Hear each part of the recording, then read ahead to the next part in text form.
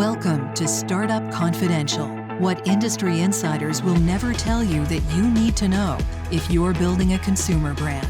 With your host, best-selling author of Ramping Your Brand, Dr. James Richardson. Let's do this. Welcome to episode 138, Knowing When to Shut Down. I don't know founders that would advise a peer to shut down their business, to be honest. I mean, maybe if they were a brother or sister of the founder or spouse. Look, telling another person to liquidate their baby violates our ever-optimistic business culture. It's heresy, really. She needs to figure it out on her own. But I'm going to have this conversation with you instead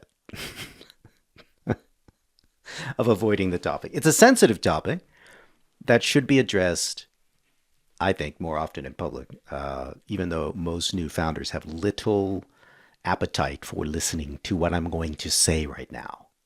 That hasn't stopped me ever on this show, so here I go. A related and huge problem is that the media prefers happy tales of eight-figure startups that got through the death funnel years ago. And advertisers prefer selling ads next to that kind of sunny, inspirational content. No one wants to advertise next to a litany of failures and explanations of patterns behind them. Yeah. Shutting down a business that you put your life into, most of your weekly daytime hours and money, is no easy decision. It's just no easy decision. But the problem is it happens every day in America, quietly.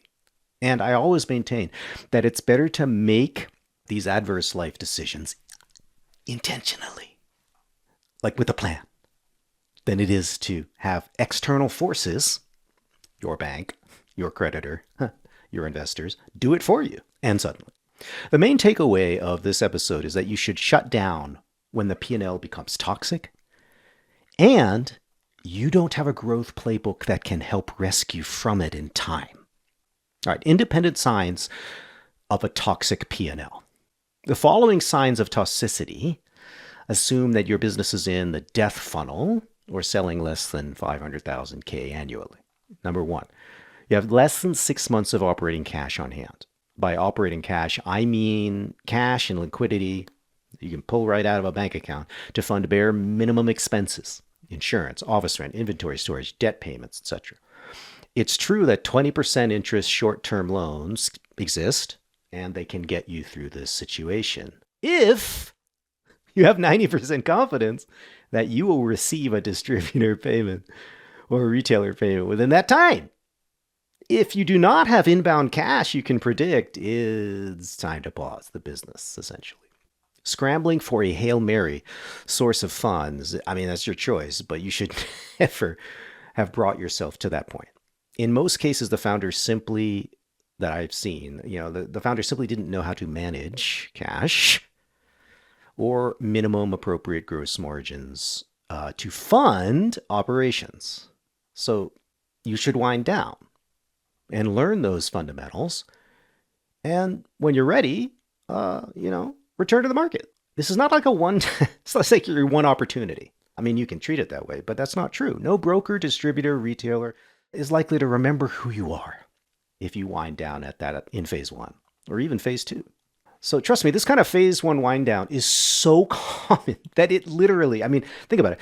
It's so common that it sociologically cannot even form a scarlet letter, on your name.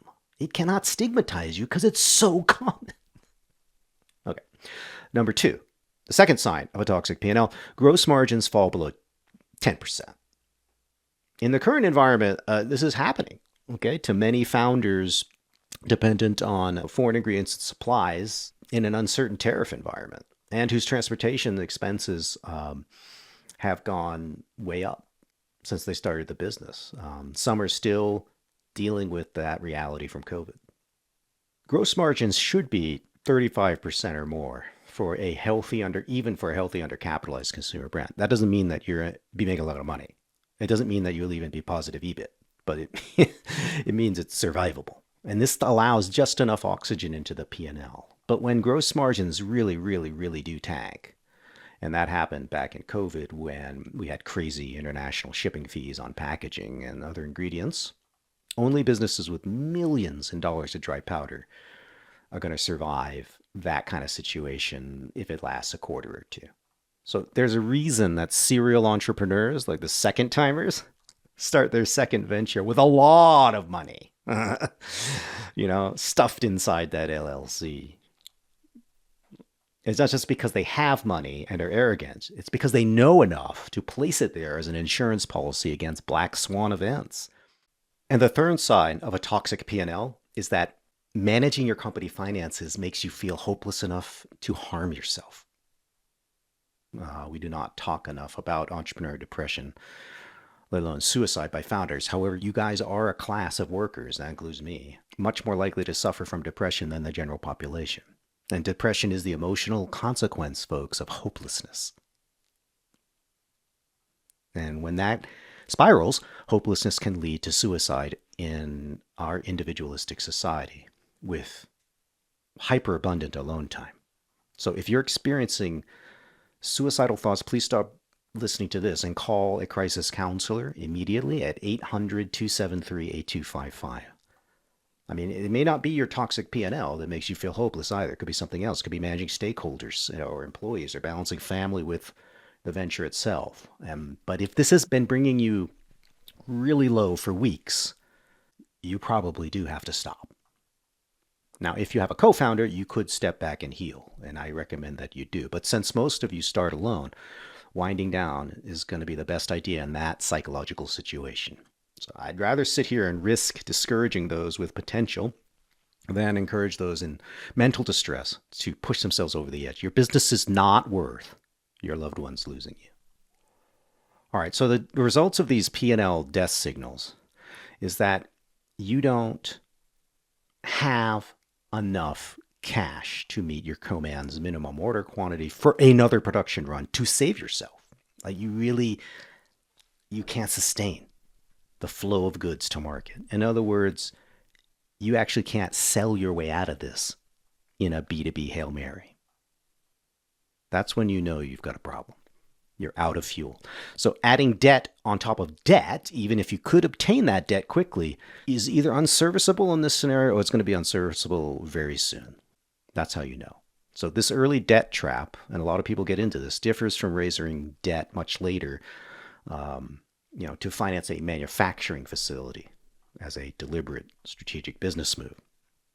So I just discussed the signs of a toxic P&L, which is the first part of your thought process that you need to work through. The second part is determining whether you have signs that the growth playbook isn't working either. So there can be clear signs that your playbook is failing so badly that you should wind down or at least pause. Number one, you have declining same-store velocities in all retail channels and declining sales online. If your sales are all declining in all channels over month for 12 months or more, you have a product or a product symbolism problem. It's usually pretty bad. And there's often, it's not that severe, the signal. Usually there's a mixed velocity report for many phase one brands. So some accounts are growing some velocity, maybe a little bit, others are flat, others are declining. Now that situation is probably something you can recover from as long as you have evidence of some repeat purchase. Yeah. But not from a situation that started this paragraph, so to speak. Right? If you're just managing a declining business, you've got a real problem. So combined with that cash flow crisis that's assumed up above in the toxic P&L, you're going to have no way out. Even if it takes a year to burn through inventory, you're going to start getting delisted if you keep underperforming at retailers. So adding households on top of happy repeat purchasers is the real secret behind exponential growth. Now, you don't have to do that. You don't have to pour the fuel on the fire, but you need to have happy repeat purchasers because that's how your velocities are stable to slightly growing without doing much. Now, you've got a great product. And though, the skate ramp is rarer than we would like it to be, it's reflected in steady monthly velocity growth of 10% or more. That's fast. So when you have ultra low velocities and they're stagnant or declining, you're not going to have time to get past your cash flow crunch. All right. The second signal that your growth playbook is not working is you just have ultra low velocities. How low? 1 unit per store per week or less. I would say in your average category is a really bad sign. This is, and I'm talking for your brand, not per unit, per UPC. So just to be clear, brand USW. And this happens, and it's evidence of basically no repeat purchase or just no intrinsic trial being created at all, and it could be a mix of both. I mean, your brand could be invisible on the shelf, but hopefully you already know that. Yeah, you're buried on the bottom row of the gondola. But if you have the cash flow problem above the toxic P&L, you don't have any time to fix it. Like, you don't have any time to fix your visibility problem because it's not how retailers work. They don't just take random meetings to solve these problems. All right. Even if you have inventory to sell, you're still going to have to wait months and months at that kind of ultra low velocity to generate partial payments to cover minimal costs. So if the velocity increase can't be forecast, like you have no signs that you have a playbook to increase from that horrible brand velocity, you can't expect retailers to reorder more. They're very unlikely to. And they're more likely to slow their reorder rate and just start delisting you and start selling your slot quietly to someone else. At any given time, roughly half of phase 1 brands have been declining in revenue for the past 3 years. Okay, so a lot of small CPG businesses are in this situation at any given time. And I don't know how many of these also have a toxic financial situation. I'm confident that most of them are EBIT negative, but I don't, they could have raised enough money to survive that.